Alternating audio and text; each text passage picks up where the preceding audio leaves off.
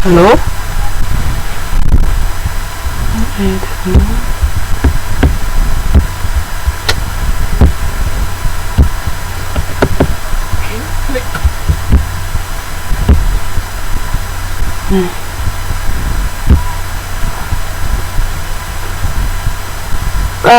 Kalau konsultan akuntansi mungkin dulu bisa, yang sebelumnya belum pernah ada. Atau misalnya itu loh, kayak apa, ATM, mesin ATM dulu kan, banking zaman dulu nggak ada yang namanya mesin ATM. Nah, inovasi radikal yaitu mereka bikin mesin ATM itu supaya mempermudah pelayanan yang diberikan ke konsumen. Mungkin konsultan akuntansi bisa mbak, tapi zaman dulu yang sebelumnya, pokoknya intinya inovasi radikal itu benar-benar sesuatu yang baru yang belum pernah ada sebelumnya. Itu inovasi radikal. Terus bisnis yang kedua yaitu bisnis permulaan. Ini jasa baru untuk pasar yang siap dilayani, ya komputer atau tab. Tapi itu bisa inovasi radikal, itu kan untuk produk. Tapi kalau untuk jasa ya ATM itu tadi. Atau mungkin kalau restoran dulu nggak ada delivery, sekarang bisa delivery itu. Paham ya. Terus yang kedua itu bisnis permulaan, yaitu jasa baru untuk pasar yang siap dilayani oleh produk yang sudah ada saat ini untuk memenuhi kebutuhan yang sama. Ya kayak kemarin mbak bikin perusahaan sendiri, itu baru awal, tapi sebenarnya sebelumnya sudah ada. Misalnya sebelumnya sudah ada karaoke, sebelumnya sudah ada maskapai penerbangan, tapi mbak baru mulai terjun, yaitu bisnis permulaan. Jadi baru, jasa baru, kita nambahin aja. Terus yang terakhir, pelayanan baru untuk pasar yang lama, menawarkan pada pelanggan yang sudah ada sebuah jasa baru yang dimiliki oleh perusahaan. Nah ini berarti diversifikasi produk. Jadi sebenarnya kita sudah mendirikan perusahaan, tapi kita mengeluarkan inovasi produk baru, tapi sasarannya ya tetap pangsa pasar yang sudah kita masukin. Tuh, oke. Begitu. Terus ada pelayanan jasa ekstensi. Nah ini lini tambahan dari jasa yang sudah ada, ya tinggal nambahin aja. Misalnya kalau di hotel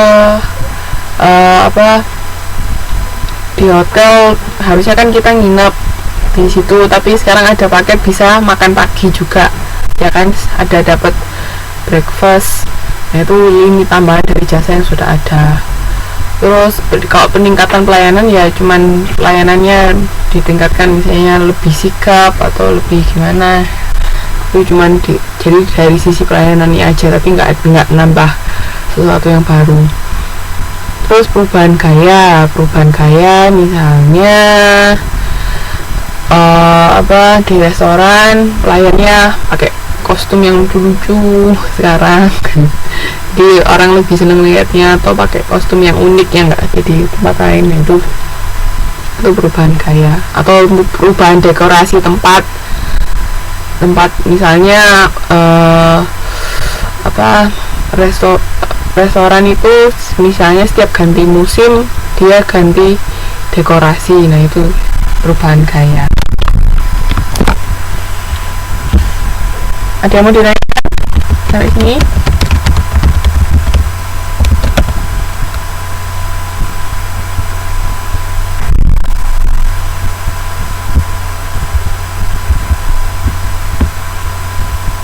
Jadi kalau pelayanan jasa ekstensi itu menambahi lini tambahan dari jasa yang sudah ada, kayak tadi mungkin nambahin paket apa. Kalau tadi di hotel ada tambahan bisa dapat makan pagi. Terus peningkatan pelayanannya pelayanannya ditingkatkan. Perubahan gaya ini mungkin perubahan dekorasi atau kostum dari karyawan, seperti itu. Ada yang mau ditanyakan sampai sini? Mbak nggak dengar suara saya nah, Mbak?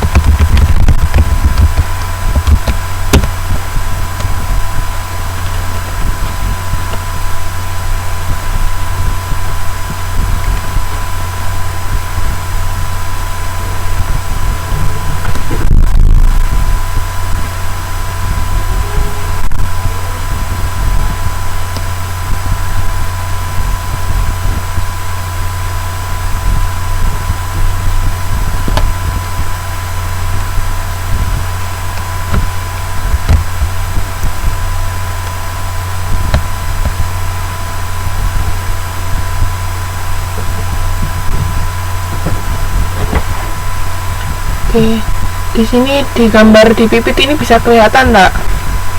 Oh nggak kelihatan, bisa dibuka buku modulnya. Jadi ini tahapan-tahapan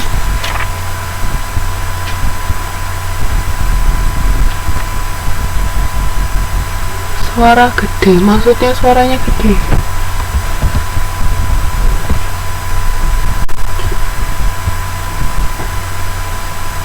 Suaranya gede tuh gimana, Mbak?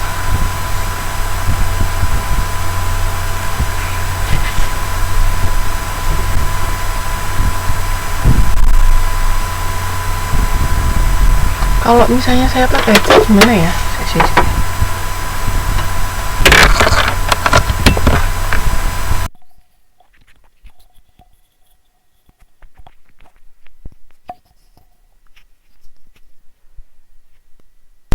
Kalau gini gimana, Mbak? Waduh, kalau sekarang gimana? Dengar nggak suara saya?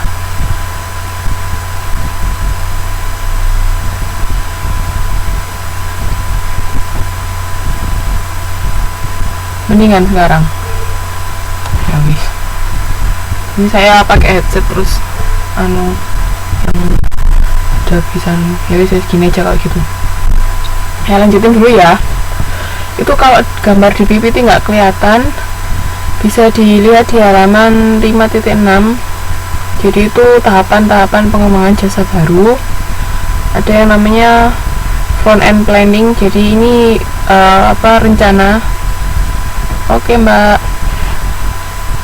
Jadi kan sebelum kita mengembangkan jasa baru kan nggak mungkin kita tiba-tiba besok sudah ada yang baru, kan mustahil. Pasti semua orang kan ada perencanaannya dulu. Nah, makanya tahapan yang pertama yaitu front end planning. Jadi ketika di front end planning itu